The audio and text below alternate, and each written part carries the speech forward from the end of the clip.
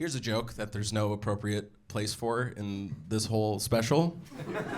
I think we should let horses go. This is my hot take. I feel like we as a species have too much access to Nissan Altimas to justify the continued subjugation of horses. You know, we give them a lot of jobs, physical labor, we race them, law enforcement, you know. People do horse therapy now, have you heard of this? People ride horses and talk about their trauma. Like physical labor wasn't enough, we're giving them emotional labor now, too. At least we jerk them off, though, that's nice of us. We do, for breeding, we jerk them off, that's the least we could do. Wouldn't you like it if at the end of a long day of work, your boss was just like, get in here, man. Give it up for Murahd Shawki!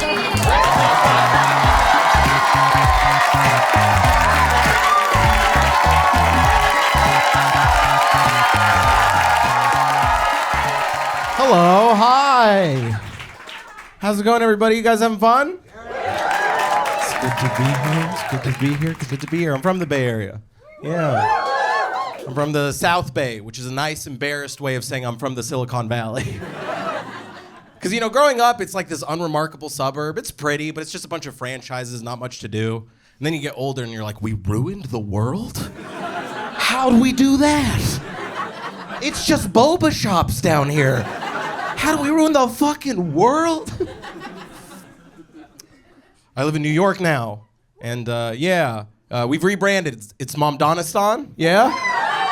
Yeah, you guys like Zoran? Hell yeah, dude. We did it. Sharia buses for all of us. It's cool we have a Muslim American in the mainstream that you actually want to hang out with. That's new. I don't remember ever having one of those. And that's great because he's breaking a lot of stereotypes. Because when you tell people you're Arab American or you grew up Muslim, they make a lot of assumptions about you and your behavior. Even your close friends. Like I was hanging out with a close friend, known this guy like 10 years. He was making lunch. And he was like, oh, Murahd, can you eat pork? And I was like, James, I've done cocaine with you.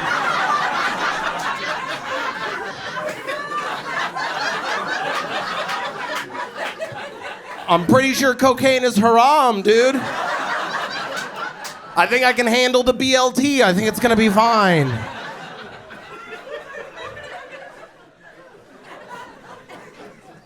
I was jealous of Christians growing up.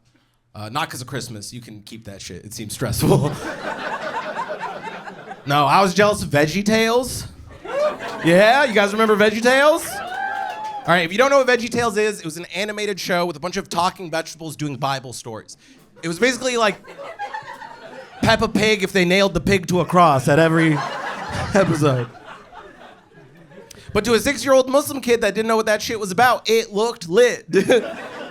I'd go play at the neighbor kid's house. Eventually, the mom would put on Veggie Tales. I'd get 10 minutes into each episode before my mom realized what was up and made us leave. You know how devastating that was? To get Veggie Tales cliffhanger after cliffhanger. My mom would be like, hey, we gotta get out of here. I'm like, that cucumber just got swallowed by a whale. We can't leave now. She's like, no, the cucumber's gonna tell you can't jack off. We have to leave. And then we'd go home and we didn't have an equivalent to Veggie Tales for like a Muslim kid that didn't speak Arabic, you know? Instead we would go home and we would just watch the towers fall over and over again. We're keeping that. I don't give a fuck. Also, surprise, surprise, works better outside of New York, that joke. When I moved to New York, I had to quit smoking weed. Nobody ever claps for quitting weed. It's like, oh, you had trouble with marijuana? I got jealous of alcoholics. Alcoholics are way cooler than potheads. They do cool shit. They get laid, go to jail, cool shit. They're spontaneous, they get tattoos. I don't have any tattoos. The only tattoo I've ever wanted, I told my friend about, and he got it. Which is crazy, because that's not even his mom's name, you know?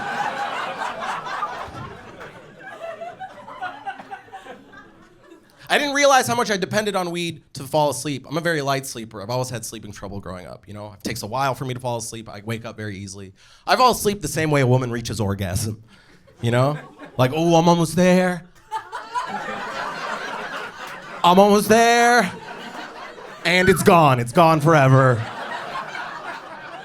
And now I'm crying.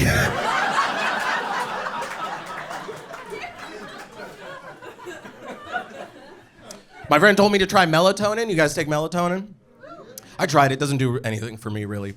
But I did have a friend come visit me. He was very jet lagged, couldn't sleep. I offered him some melatonin. And he said, no, thank you. Melatonin gives me gay dreams. I was like, I don't think that's the melatonin, dude. If a full night of sleep is giving you gay dreams, I think you've just been too sleepy to fuck dudes this whole time. So pop a melly, hit the club, find something out about yourself. I quit pot, but I just replaced it with TikTok and YouTube. So I think I'm the first person to ever quit weed and get less productive. TikTok is ruining my life. YouTube, not so much. I like YouTube. I have YouTube Premium because I'm a fucking high roller. My dad asked me if he could start using my account so he could skip ads, and I was like, yeah, sure. But now we're sharing an algorithm? It's a little awkward, right? Feels like I'm sharing a toothbrush with the guy. Because YouTube used to know my tastes very well when it came to recommending videos. Anytime I opened up YouTube, it was like visiting an old friend's house. My buddy YouTube would let me in and be like, come on in, man. What do you want to watch? We got album reviews, video game stuff, maybe people getting pepper sprayed. You seem to like that for some reason. Just really long compilations of people getting pepper sprayed. And then Veggie Tales and 9/11. We got it all, dude. But now my dad has contaminated the algorithm. My old buddy YouTube doesn't know what to make of me anymore. It's awkward when I visit my friend YouTube. Instead of the warm welcome I used to get, YouTube opens the door and is like, hey man, you're halfway through a video titled How to Tell If Your Son Is Gay. Did you want to finish that or did you already figure that out? I didn't know you had kids.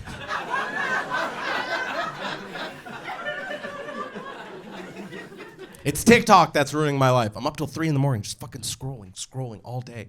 I talked to my friend about how embarrassed and ashamed I was of my own impulse control, that I couldn't put the phone down.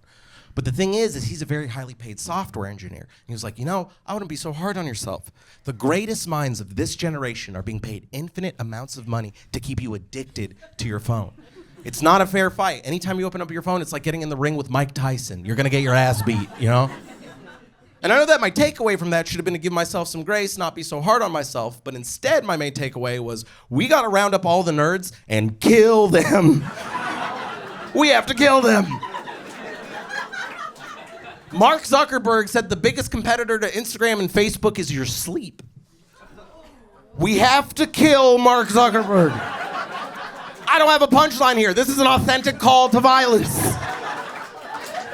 If any of you are close to the edge, maybe take out our old buddy Mark with you, Let's do it. We're in San Francisco. He can't be far.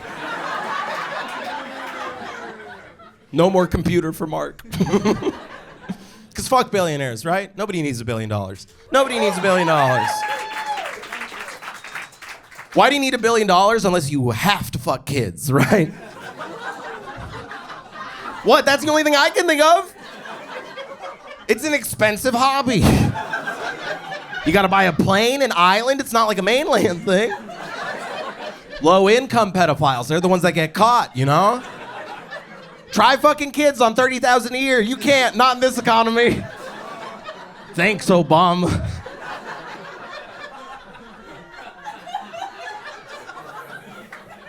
That was the only one I was nervous about. We got through it. My parents want me to stop doing that one.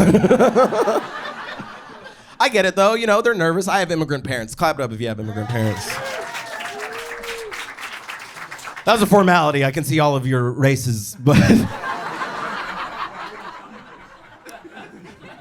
I love having immigrant parents because they remind you what to be grateful for. So often they come from harsher circumstances than you. You come to them with your problems. They give you a little bit of scale, a little bit of perspective. You realize how small your problems actually are. I don't know if you guys have been following the news lately, but it's been pretty grim. Thought I'd call my dad. I was like, Dad, I'm worried the West is descending into fascism. But I forget I have hard-ass immigrant parents that have seen some shit already. And they're like, oh, is this your first time being oppressed? Did Widow Baby lose his rights? Aww.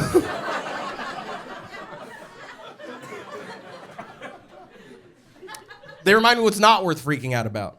You know, like everybody's panicking about artificial intelligence. I'm not. I'm not scared of AI. I actually trust AI. Because people talk about AI the way people in this country talk about Mexicans. Know what I mean? Like, oh, they're gonna take all our jobs. They're gonna take over the country. Most of them are in California, if you think about it. I'm starting to think AI might just be Mexicans. I think AI might just be Mexican people just Googling shit way faster than you could ever hope.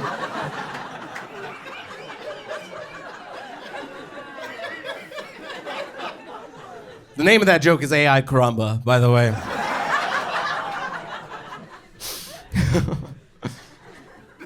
I'm very close with my parents. I'm very open with them. I talk to them about my dating life.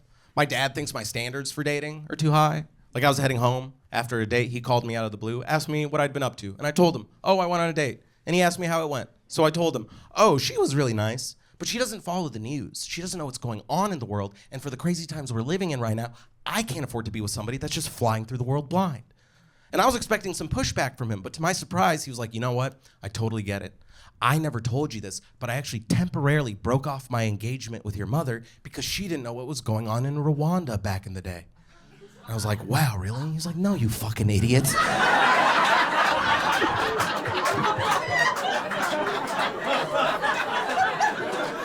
You're gonna die alone. Now, what's your YouTube password? They raised me speaking English, not Arabic, because they didn't want me to have an accent growing up. They didn't want me to get bullied. But now they're making fun of my pronunciation of all the names in the news, like it wasn't their fucking idea. Like, I'm pretty sure they're the bullies at this point. They just outed themselves. They're in the corner. They were like, why do you keep saying Hamas, right? It's not pronounced Hamas, it's Hamas, back of the throat, H. And I told them, I think if you look like me in America now's a good time to mispronounce Hamas, right? I don't think I need to be sticking the landing on this one.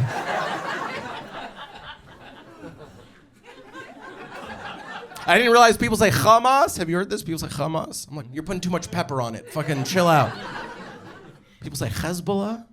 You know, like I was going for a walk, I was listening to a news podcast, heard an Israeli minister say Hezbollah. I start muttering to myself. I'm like, it's not Hezbollah, it's Hezbollah, Hezbollah. And then I realized me, an Arab man, was just walking down the street going, Hezbollah, Hezbollah, Hezbollah. Not a great look. I think it's a shame we have so many troops stationed abroad. I think they could be back here in the States dealing with a much bigger threat to our culture, which is fraternities. I think frats pose a way bigger domestic threat than anything overseas. Because you know what you call a fraternity in a poor country? A terrorist organization. That's what you call it. There's a lot of parallels. It's a bunch of dudes who can barely read. They all dress the same. They get together, get up to some shady shit. I'll be honest, looks like they're having a lot of fun. And also, much like fraternities, seems kind of gay. Some of you aren't on board. My next piece of evidence. One of the biggest terrorist groups in the Middle East is called Al-Shabaab. In Arabic, that directly translates to the boys. Sounds pretty fucking fraternal to me. Also, what a jolly name for a terrorist group, you know? Like, hey, we're gonna go blow up a building. Oh, you and who? Oh, just me and the boys. I live in New York now, but before that I lived in London for about a year, studying the enemy, doing some recon, you know how it is. That's the type of xenophobia I'm trying to bring back. You know? Everybody's giving Hispanics a hard time, people from Caribbean nations. No, fuck that, get these redcoats out of our country. I know we want our independence, but I say we go invade them, finish the job. We take their independence, and then we'll have two independences. I was surprised to learn about some of the stereotypes about Americans in the UK. Some of them are very obvious. You know, we're very loud, very shooty, you know the deal. But one stereotype that surprised me is apparently people in the UK think Americans use very dramatic vocabulary. Like I was hanging out with a Scottish friend and he made fun of me for using the word opportunity. I was like, you don't use that word? And he was like, I've never had an opportunity. I've had a chance, and I blew it.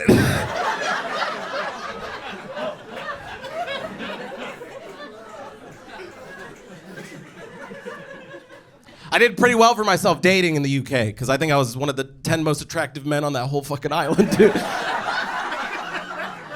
Not a lot of lookers on that island. Because my only exposure to like UK or European culture before I moved there was watching soccer. And soccer crowds are a pretty good barometer of like the local population. So I'd watch the Italian league, it'd cut to the crowd, everybody's sun-kissed and beautiful. I'd watch the Spanish league, it'd cut to the crowd, same thing. I'd watch the English Premier League, it'd cut to the crowd. I'm like, damn, I didn't know a skull could be shaped like that. That's crazy. You guys had an empire? How'd you do that? I was surprised to learn that abroad, London has a reputation for being like a sketchy, dangerous city, which surprises me because they don't have guns. You can run away from a knife, that's baby shit, you know? I'm American, goddammit. I told my friend that, and he grew up in a tough part of London. I think he felt the need to defend the city's toughness. And he was like, you know, there are some gangs here that dip their knives in acid before they stab you. It's like, what kind of Dungeons and Dragons bullshit is that? You're adding +2 acid damage to your knife? Fucking virgins. Oh, I hope someone has a health potion.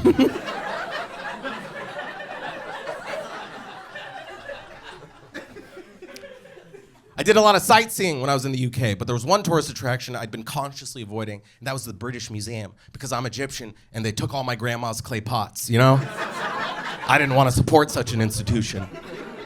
But then I found out you can just go for free. And I like getting high and looking at old shit, so that's what I did. I paid a visit, I went through all the exhibits, I finally got to the Egyptian exhibit, and I knew they had a bunch of our mummies. I don't know why I'm saying ours, I was born in Mountain View, California, but I knew they had a bunch of Egypt's mummies. I didn't know they had Cleopatra. It's like, damn, we can't even keep Cleo? You can't give Cleo back? It was crazy seeing Cleopatra's body in the middle of the UK. It felt like I walked into a Burger King and just saw the corpse of Ronald McDonald in a glass box.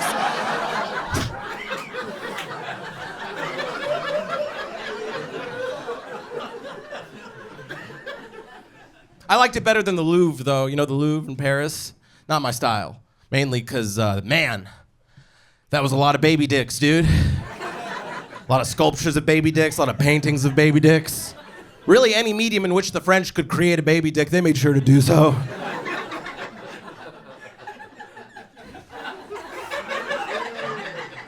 I went with a friend.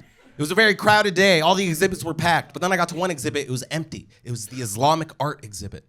And my friend looked around. He asked me, he's like, why do you think this one's empty? And then I looked around and I was like, don't see any babies here, dude. Don't think it appeals to the primary demographic here. Let's get some in here, spruce the place up.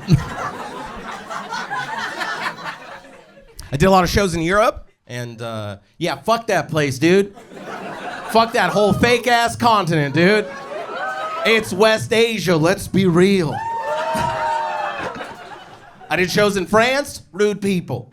I did shows in Spain, mean people. I did shows in Germany, cold people. And I think I know why. I'm not saying I'm pro-gun, but I do think Europeans could really benefit from a healthy fear of getting shot. I think they'd be a lot friendlier. Because in the States, you have to be on your best behavior. You don't know who's packing. If you get in someone's personal space in the States, you could get shot. If you get in someone's personal space in France, what are they gonna do? Kiss you on the mouth? Plus, the guns in Europe are very slow. You have to pour the powder in and tamp it down. Some guy in a wig yells fire. It's a whole thing. I did shows in Barcelona. Wanted to have an authentic experience as a tourist in Barcelona, so I got robbed. That's what I did. I didn't get the memo. You're not supposed to be like a loud, dumb American wearing jewelry in public. You know, I was walking down an alleyway. I heard footsteps running up from behind me. Guy grabs my chain, yanks it over my head. Took him 3 yanks to break the chain. Something emasculating about 3 yanks. You know, just like, ow, no, please.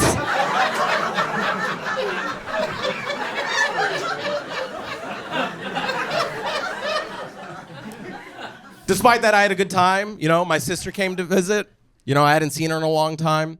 And we had a lot of fun, but the last meal we got together, we split the bill. We each put down our respective credit card. Bill comes back, she accidentally grabs my card, I accidentally grab hers. She flies back to the States with my credit card. I go back to London with my sister's card. It says Sarah Shawki on it. And I was gonna see her again in a couple weeks, so I was like, no need to cancel anything. I'll just use my debit card until then. And that's what I did. But then one day I go to get some fast food, go to pay at the register, open my wallet, debit card is missing. I don't have any cash. I'm like, fuck. I'll use her card this one time, I'll pay her back, no big deal. So that's what I do. But then it's like the cashier could just fucking tell. Because I sit down, he gets up immediately, and he's like, excuse me, sir, can I see some ID? I'm like, fuck, the one time, really? I start stalling. He's like, okay, sir, well, what's your name? And I was like, you know what? Fuck it. It's 2025. My name is Sarah Shawki. What are you gonna do about it? And now he's sweating because he's been calling me sir this whole time. And now he has a fast food HR crisis on his hands. So he asks me a follow-up question, but he drops the gender. He goes, okay, well, what's your old name? Because clearly Sarah was a recent lifestyle decision on my part. I figure, you know what? The jig is up. I'll show him my ID. He'll see it's a family card. Nothing criminal is going on. So I show him my ID. Before I can say anything, he sees my name and he goes, oh, you dropped this. And it was my debit card with my actual name on it. He had just been trying to return it to me the whole time. So I went fake trans on this guy for no reason. Then he got me my food, I said thank you, and he said, you're welcome, ma'am, and he walked away.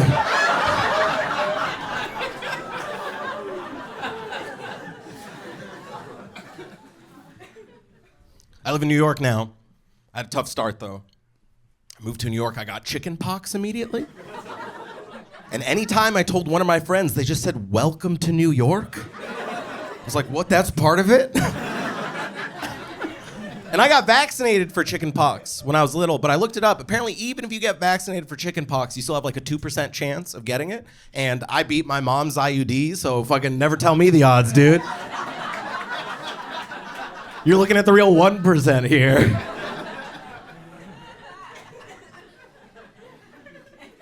I gained a lot of weight while I was abroad. I knew I needed to lose some because I posted a photo of myself on Instagram and somebody commented, loving the body positivity, king. That is a hate crime of an Instagram comment. And I'm trying to get in shape, but my favorite way to work out is weightlifting. But I feel like if you're my height or below, there's a limit, right? Can't lift weights too much, because deep down, none of us respect a buff short man, right? Come on, look in your heart. Anytime I see a jack short guy, I'm like, bro, just love yourself. You can't bench your way to 6 feet, dog, I tried. Put some sleeves on, hug your dad, it's gonna be okay.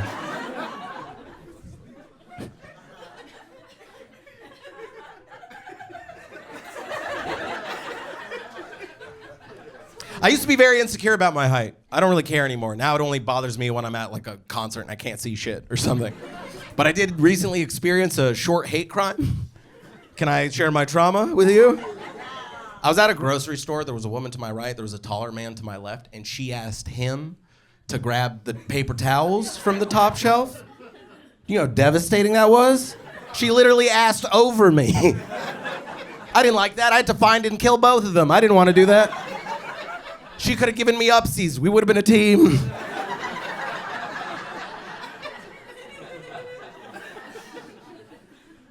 But yeah, I'm trying to get in shape. My cardio's been real bad. It's actually been a limiting factor during sex recently. I've had to start asking for breaks. But I'm embarrassed, so I make up excuses, you know? I'll be panting, she'll ask me what's wrong, and I'm just like...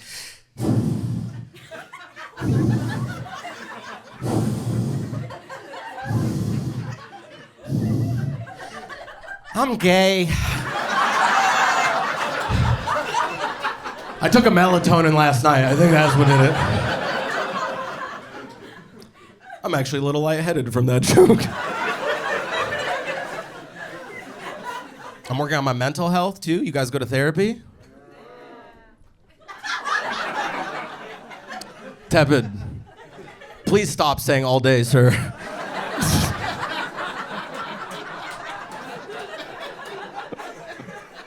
It's my sponsor. He comes to all my shows. He's very supportive. I've been seeing the same therapist for 10 years. Yeah, he's running out of ideas. Keeps ending all of our sessions by going, hang in there, man. I have a lot of anxiety. I have ADHD. Clap it up if you have ADHD. I always thought ADHD just meant I had a short attention span. Turns out that's only one of the symptoms. Other symptoms include trouble estimating time, issues with object permanence, emotional regulation. It's a very complicated condition. But it's called attention deficit hyperactive disorder because that's the part that pisses people off. Won't stop fidgeting, can't pay attention. That's a mean way to name a mental illness, isn't it? It'd be like calling depression buzzkill syndrome or something. Thought I'd try getting medication for my ADHD. If you don't know what the default medication is, it's Adderall. That's an amphetamine. It's closely related to meth. It's a controlled substance. I wasn't sure if Adderall was right for me because I love drugs.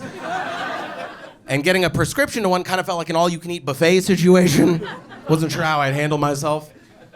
Thought I'd ask my therapist, and he said, before we prescribe you anything, how about you just describe a recent mundane moment in your life that you felt was really disrupted by your ADHD? And only one example was coming to mind, and it's not very flattering, but I'll share it with you guys. I told him, the other day, I stopped masturbating so I could Google how to enjoy your own company.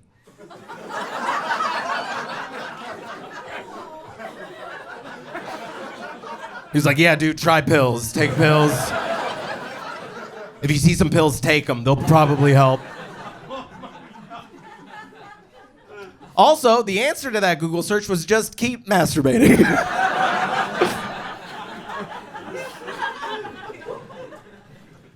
All right, we're in the back third. I gotta let you guys know.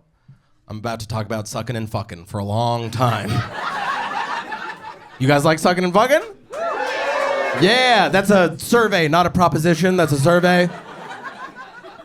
I've been going on a lot of dates lately. Not because I'm looking for love. I just need more reasons to clean my room.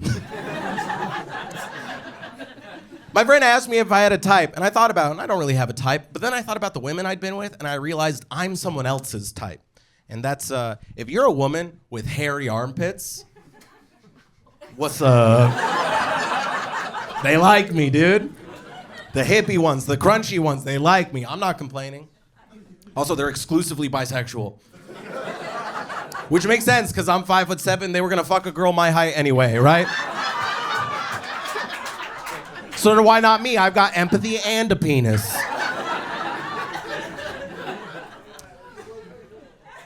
Also, a big perk about dating women with hairy armpits, you never have to screen them for their politics, you know?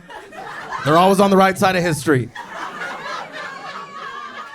You show up to that first date, you see her itch her head, you're like, yeah, she's pro-Palestine, I don't gotta ask.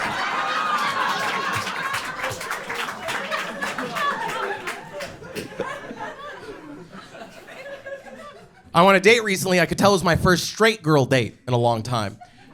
Because she didn't offer to buy a single one of those fucking drinks. The whole night, I had to buy every one. Bisexual girls, they'll buy a round or two. They know how to make a bitch feel pretty, you know? And that's how I realized I'm getting priced out of the straight dating market. I can't afford it anymore, dude. That's a recession indicator.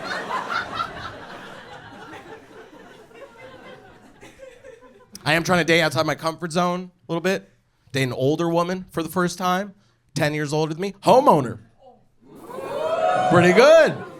My apologies to the gold digging community. I am a member. I had no idea. I thought I was turned on by women. Turns out I'm turned on by crown molding. That's what I found out. We get back to her place. She's getting undressed. I'm just in the foyer, you know? Not even paying attention. I'm like, is this a load-bearing column? You got a backyard, a grill? This is nice. Why are you naked? She likes dirty talk. You know, usually I'm good with dirty talk. I'm a yes and kind of guy, but I was also taught to respect my elders. Not in like a hot way. She'd be like, ooh, talk dirty to me. I'm like, I bet you want to write me a letter of recommendation. Look at my cover letter. It's so fucking big.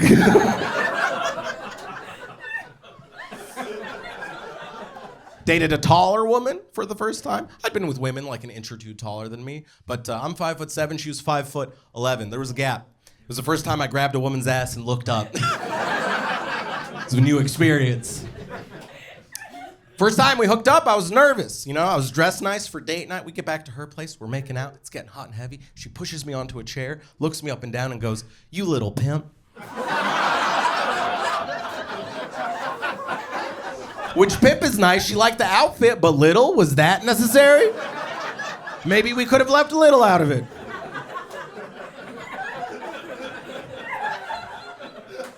At this point, she decides to give me a blowjob. You guys like those?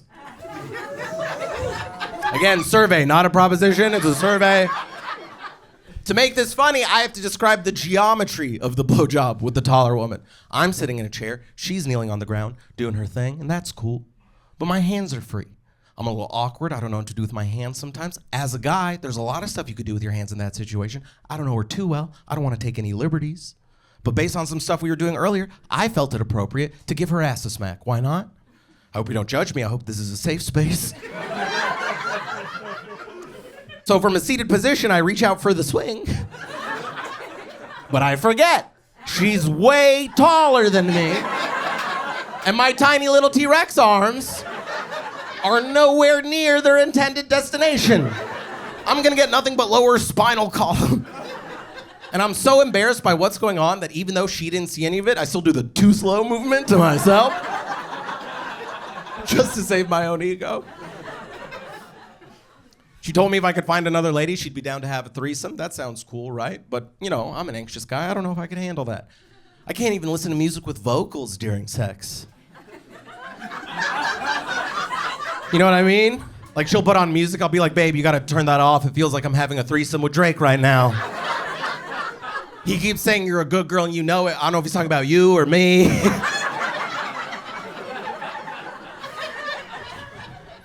I got bored of the usual dating apps, you know? I got bored of Tinder, got bored of Hinge, thought I'd try Field. You guys know what Field is?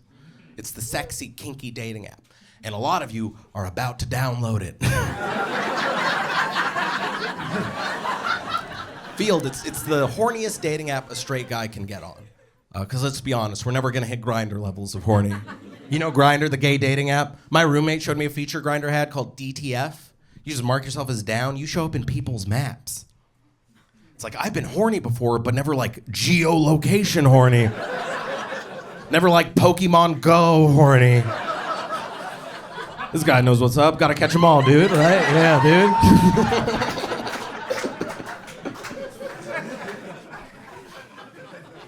The profiles on Field are crazy, you know? They start out normal. It's like, oh, I love hiking, I'm a fucking Pisces, whatever. But then the second paragraph will be all the freaky shit they're into. Something I saw in a lot of women's profiles is them saying they're a bit of a size queen. You guys know what a size queen is? All right, for those of you that don't know, a size queen is a woman that prefers a man with a larger penis, and for some reason, that makes her royalty. Seems like she's taking a lot of credit on that one. Sounds like stolen valor to me. Also, what a douchey thing to put in your profile, size queen. Could you imagine the dude equivalent? Like if in my profile I was like, hey, no big loose pussies.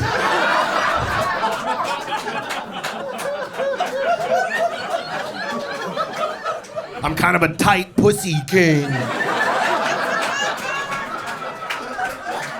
Sort of a grit baron, if you will. I don't sell any merchandise, but I feel like grit baron would be pretty good on a t-shirt, right?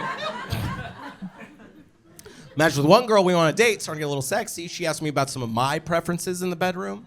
I'm pretty open-minded. I'm pretty sure I'd push a girl off a bridge if it'd make her come. You know, like, are you sure? Did you bust? She didn't want that, but she wanted something close. She told me she really likes being waterboarded. Yeah, waterboarding, like POW, Guantanamo Bay, simulated drowning, illegal torture method. And you know, I'm a kinky guy, but I kind of draw the line at violating the Geneva Convention. Also, here's an important detail. She's white, I'm Middle Eastern. You know? Does that make it better for her? Bit of a role reversal, more immersive, you know? And in a way, reparations for me. Also, what kind of dirty talk are you supposed to do when you waterboard someone? You can't just be like, ooh, yeah, you like that. And she's like,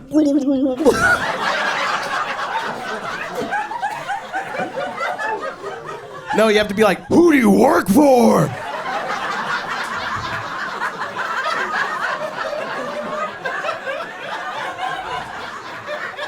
So we're engaged, it's going great. There were some red flags, but I kind of look at red flags the way short guys look at bouncers, you know, like, yeah, I could take them.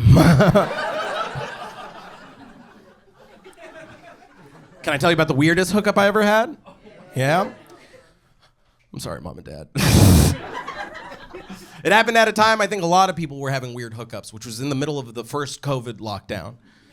And if you were like me and you went into COVID single and you had an immunocompromised family, you weren't taking a lot of risks, you know? But despite my best efforts, I got COVID, I got better, I had antibodies, and I wasn't gonna waste them. I was like, I gotta get laid and it can't be normal, it's gotta be weird. And you ever have a friend who's a little too publicly horny on social media? You know what I mean? Like, I'm all for sex positivity, but sometimes it's a cry for help. I met this one girl a couple times. I checked her Instagram story. It was a bunch of sex memes. I didn't know people made sex memes. You know, it was like leather stuff, BDSM memes. One caught my eye in particular. It was a stock photo of a lady and a guy by the beach. And it said, me trying to convince my boyfriend to take me to the beach so I can get stung by a jellyfish so he can pee on me. And I replied with, I could be your jellyfish. That doesn't even make any sense. What am I gonna sting her, go back into the ocean? Not even pee on her? To my surprise, she replied immediately with her address. She said, be here in 45 minutes, please pee on me. I have never drank that much water that quickly in my life. I show up, I'm nervous, I don't know what to expect. You know, she lets me in. Fortunately, we have a little bit of chemistry. You know, we start hooking up, we're making out. And she asks me if I've ever had my ass eaten. You guys do that? Survey. Not a proposition. The answer to that question was no, not because of any masculinity issues. I just didn't think a girl was gonna have a good time back there, you know? But you know, we're experimenting. I'm freshly showered, important detail. She's like, do you want me to eat your ass? I say, okay. As soon as I say K, she's short, but she's strong. She spins me by the hips. I'm just posted up, not prepared for this level of physical vulnerability. And she just gets right in there. And the noise that I made was completely involuntary. But I could only describe it as if like Mickey Mouse nutted, you know? Just a quick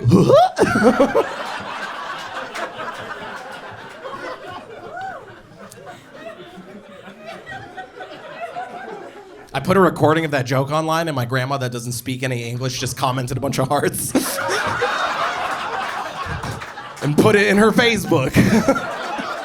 It's like, damn, Nana, thanks for the support. Appreciate it.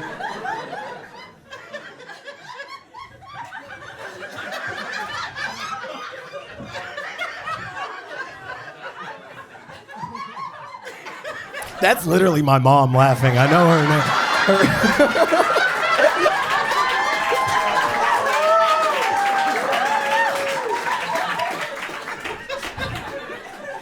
So she's kneeling there, you know, moment of truth. She's like, hey, do you want to pee on me? And at this point, it was a necessity. I had a lot of dishoney. And I should mention, she was rich, which kind of made it hotter, you know? Like, yeah, I'm peeing on the 1%. I'm doing this for the proletariat. So I walked to her bathroom, because she's got a big fancy bathroom with a jacuzzi in it. If I was a rich girl that wanted to be peed on, that's where I'd do it, right? And she goes, where are you going? We can just do it here. And she puts out a towel on her carpeted living room floor. I was like, on the Persian? Are you fucking crazy?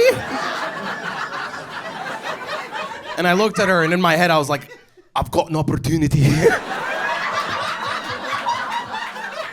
I can't waste it. And you know, stage fright comes in many forms. For some people, it's public speaking, and for some people, when you ever peed in a toilet or a patch of dirt, it's kind of hard to pee on something that's blinking, you know? So it wasn't working out, and she's like, we don't have to do this. How about we just go finish hooking up in my room? And I was like, yeah, let's do that. So that's what we do. We go to her room, we finish hooking up, we're cuddling, making conversation. She asks me where I'm from. I look different. I tell her, I'm Egyptian. She goes, you're joking, right? I'm like, that's a weird joke. She's like, you're Egyptian. I'm like, yeah. And she turns on her bedroom light, and I'm surrounded by, no joke, 20 to 30 pharaoh statues. All just looking at me. And she's like, do you want to try peeing on me again? I'm like, not in front of the ancestors! So yeah, I've been in the midst of a big ol' hoe phase, myself being the hoe. I figured I should get tested. You know, I'd been practicing safe sex, but I wanted to make sure. So I went to a clinic, I got tested, I got the results, and I knew there was gonna be something on there that rhymes with schmurpies. I don't know if you guys can crack that code, solve that riddle. I was just worried I got something new. So I get the test results. Thank God nothing shows up on there, but also herpes doesn't show up. That was the answer to the riddle earlier. And that doesn't make any sense because my ex-girlfriend had herpes. She let me know before we ever hooked up. She told me, hey, I was with a guy like 5 years ago. He wasn't honest with me. I only ever had one outbreak. And if you have sex outside of an outbreak, the odds of transmission are 1% or less. And I really liked her. And if we took the necessary precautions, I was willing to take that risk. But eventually we became a couple, and man, that 1%, it catches up with you, dude. One day I feel an intense discomfort, go to the bathroom, look down, I'm not thrilled with what I see. I take a picture of it in a panic, I run out, I show it to her, I'm like, is this herpes? And she goes, babe, I'm so sorry, I don't know what happened, I thought we'd been safe, I didn't think I had an outbreak, but yeah, I think that's herpes. Also, why are you showing me a picture of it? Your dick is still out, I can see it. It's right in front of me. And I felt bad because she looked guilty, and why should she be guilty? It's not her fault. She was with some asshole that didn't tell her the truth. She told me the truth. You know, I wanted to make her feel better. I told her she was the only woman I wanted to have sex with anyway, so who cares? And that did make her feel better. But also my ego took a little bit of a boost. I was like, fuck, I'm such a good guy. Accepting her and shit, I'm such a fucking good guy. But then 6 months later, we broke up for non-herpes related reasons. So now I'm just a good guy with herpes. So anytime I hooked up with a girl after that, I give her the same speech that my ex gave me, because that's what's right, that's what's ethical. But then I got these test results that said no herpes. I do some research. Apparently men get false negatives more than women when it comes to testing for herpes. So I get tested again, no herpes. Tested again, no herpes. At this point, I do what I should have done a while ago, which is see a fucking doctor.